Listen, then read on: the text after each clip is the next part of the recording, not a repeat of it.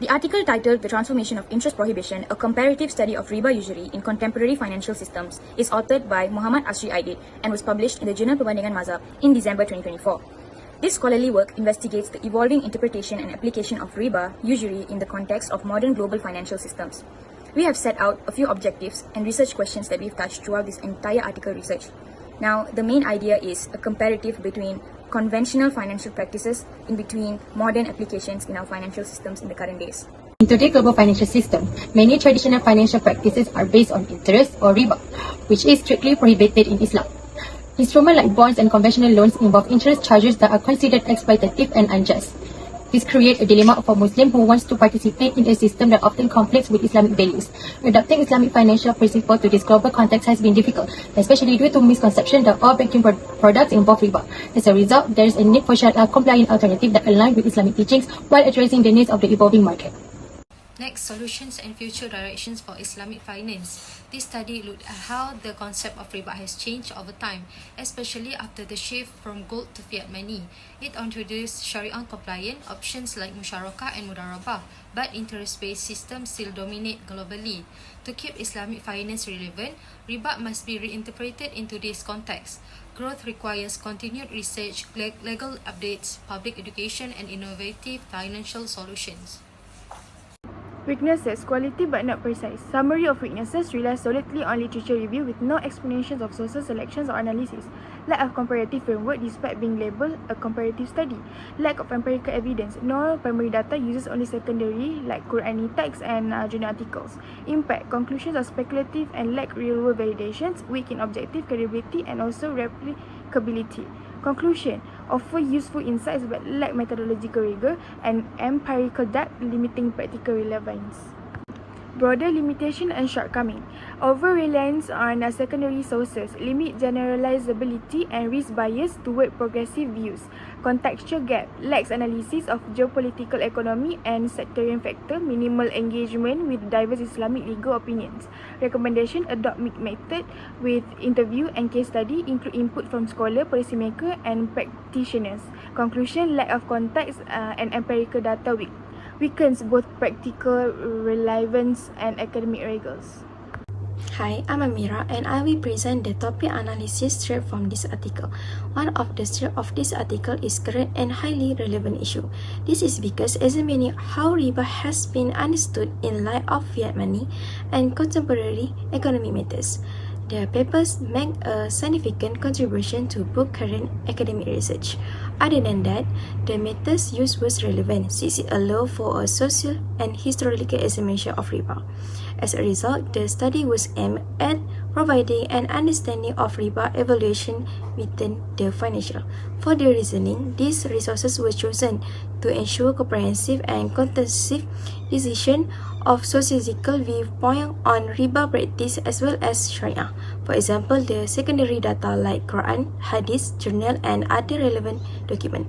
Last but not least, for the alternative, this article should provide particular real-life examples, such as how Islamic banks or financial institutions handle problem of riba. This is because it will make the student given or reader for deeper understanding of how the theoretical concept covered in financial situation. Next, let's discuss the relevance of this article to our topic, riba. This article is highly relevant because it comprehensively examines the transformation of Islamic finance principle in contemporary system. It not only highlights the ethical foundation of Islamic finance, but also critically analyze how modern institutions adapt or sometimes derive from the prohibition of riba. Besides, it also analyzes how traditional prohibition of riba adapt to modern fiat currencies and global banking practice. In the same time, it evaluating Sharia-compliant alternatives like mudarabah and musaraka. In addition, the study comparative approach between historical Islamic economic system and current financial realities, which is provide crucial insight into ongoing challenge Muslims face in avoiding riba while participating in global market. Assalamualaikum warahmatullahi wabarakatuh. My name is Muhammad Alvin bin Sukri. My number metric A24 A3086. Today I will discuss about signification. This article discusses how the concept of usury has changed from the day of commodity money such as gold and silver to fiat money. This change shows that the prohibition of usury needs to be re-understood in the context of modern finance. As a financial system and monetary theory have also evolved, usury is not a statistic concept but rather dynamic and change with the time and condition of society. In addition, this article also highlights the financial challenges that are mostly in the modern world dominated by interest-based systems. In response, Islamic scholars have proposed the alternative financial models such as Mudarabah and Musyarakah that comply with Sharia principles through the concept of the profit-loss sharing.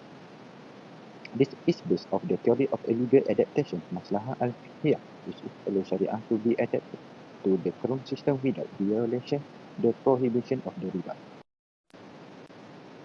Finally, this article uses historical, sociological, ethical concepts classic Islamic financial regulation is modern financial system. This is a to suggest that our understanding of usury is always influenced by social, historical, and logical factors. Therefore, ongoing discussions are essential to ensure that the concept of usury is more accurately understood in the current context. Today I want to discuss about the three theoretical implications of how riba is interpreted within Islamic finance. These insights are important as they help align traditional Islamic principles with today's complex finance world. First, the concept of riba in Islamic law must adapt to current reality. Traditional definition may not fit systems like digital banking or global market. Therefore, scholars are encouraged to reinterpret Islamic principles with collective understanding, making them more flexible and applicable today. Second, installment like Mudarabah and Musyarakah, based on profit sharing and joint venture, serve as ethical alternative to interest-based finance. This promote finance and material benefit, but challenges like regulatory gap and low public awareness limit their use, calling for reform and education.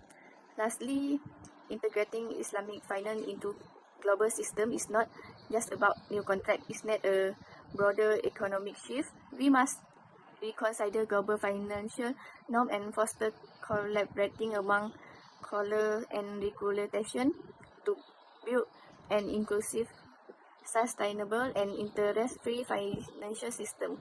In conclusion, their implication highlight that Islamic finance is not static.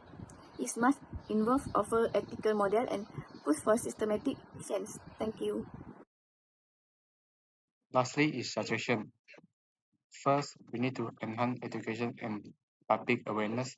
Many people still don't understand basic Islamic finance concepts like Riba, Mudarabah, and Musyarakah.